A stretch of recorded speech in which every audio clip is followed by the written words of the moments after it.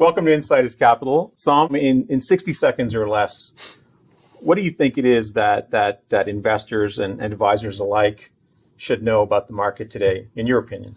Well, look, I mean, the markets have been in a very awkward place for some time, several years now, as you know, and we've talked a lot about it, some of the, we'll call it, worries that we would have that have been continuing in the markets, the lack of complacency, the complacency that sits there, a lack of focus on risk and all the rest of it.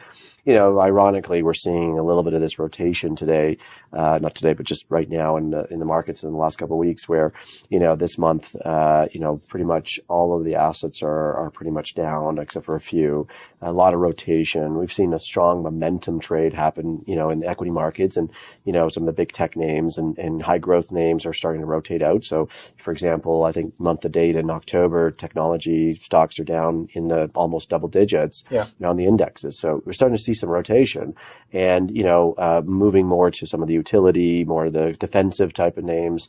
On the bond side, we're seeing a pretty big move in interest rates, meaningful. The 10-year in the U.S. is well above 3% now, which was theoretically. There's been a really big run up in yields. That's right. It's moving in the direction where, we believe we've been in a bond bear market for 2 years now, and we're starting to continue to see this trend, and we'll see this for several years now.